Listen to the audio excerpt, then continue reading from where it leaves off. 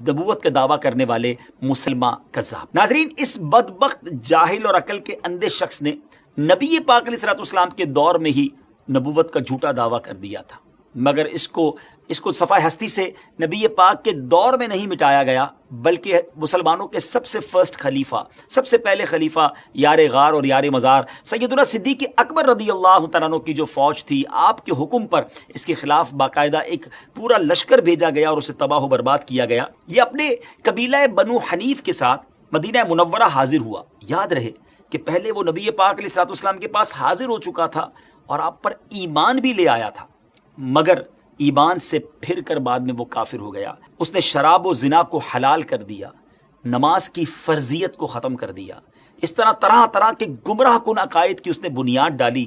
اس میں سے چند کی ڈیٹیلز آپ کو بتاتے ہیں۔ نمبر 1، اس نے یہ اعلان کر دیا کہ کسی سمت، کسی ڈائریکشن کھڑے ہو کر نماز پڑھنا ضروری نہیں ہے، لہٰذا نماز کے وقت جدھر جس کا جی چاہے وہ ادھر منہ کر کے نماز پڑھے، بلکہ کسی سمت رک کر نماز پڑھنا کفر و شرک کی علامت ہے، معاذ اللہ۔ اور کہتا ہے کہ یہ کہا جائے نماز پڑھتے وقت کہ میں بے سمت نماز ادا کر رہا ہوں، استغفر اللہ۔ سیکنڈ، اس کا عقیدہ یہ تھا کہ اس نے یہ بھی کہا کہ مسلمانوں کے ایک پیغمبر ہیں لیکن ہمارے دو ہیں، ایک محمد صلی اللہ تعالیٰ علیہ وسلم، دوسرا مسلمہ، اور ہر امت میں کم از کم 2 پیغمبر ہونے چاہیے، معاذ اللہ۔ اس کا یہ بھی دعویٰ تھا۔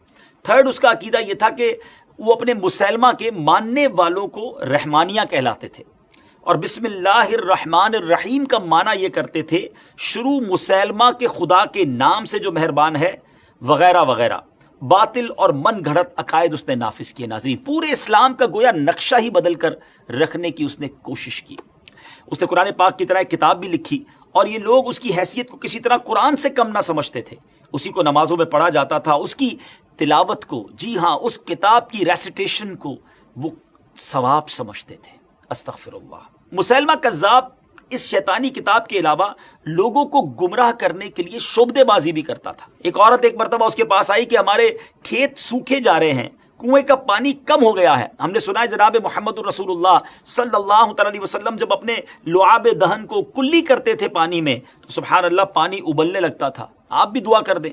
اس کذاب نے اپنے جو مشورہ دینے والا تھا، مشیر خاص تھا، اس سے مشورہ کیا اور اس نے بھی کنویں میں جا کر کلی کر دی، استغفر اللہ۔ ناظرین، اس کے گندے لعاب کی نحوست سے سارے کنویں کا پانی سوکھ گیا، ایک طرف میرے آقا کا لعاب دہن اور ایک طرف اس بدبخت کی تھوک جس سے پورے کنویں کا پانی جو ہے وہ ختم ہی ہو گیا۔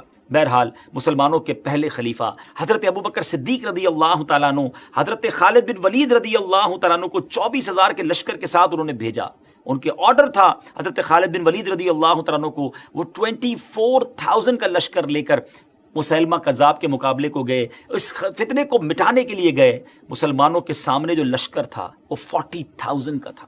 جی ہاں ناظرین، 40,000 لوگوں کا لشکر مسلمہ کذاب کی طرف سے آیا، خوب لڑائی ہوئی، مگر اللہ تعالیٰ نے مسلمانوں کو سکسیس، فتح نصیب فرمائی، اور یہ بدبخت کذاب جو تھا مسلمہ، یہ حضرت وحشی رضی اللہ تعالیٰ عنہ کے ہاتھوں سے مارا گیا۔ حضرت وحشی رضی اللہ تعالیٰ عنہ یہ وہی ہیں کہ جو اسلام لانے سے پہلے جن کے ہاتھوں حضرت حمزہ رضی اللہ تعالیٰ عنہ شہید ہوئے تھے۔ جب انہوں نے مسلمہ کذاب کو قتل کیا تو ایک جملہ کہا کرتے تھے کہ میرے ہاتھوں سے اسلام کے بھی سب سے بہترین شخص جو ہیں وہ قتل ہو گئے تھے، چونکہ وہ ایمان نہیں لائے تھے، مگر گویا کفارے کے طور پر وہ کہا کرتے کہ اللہ نے مجھے یہ بھی موقع دیا کہ کفر پر جو سب سے زیادہ نبی پاک کا گویا دشمن تھا، کذاب تھا، نبوت کا دعوے دار تھا، اللہ کا مجھ پر احسان ہے کہ وہ میرے ہاتھ سے مارا گیا۔ اس جنگ میں مسلمہ کی فوج کے 10,000 لوگ مارے گئے اور مسلمانوں کے 1,000 کے قریب شہید ہوئے، جن میں سے 100 ایسے مسلمان تھے جو حافظ قرآن تھے۔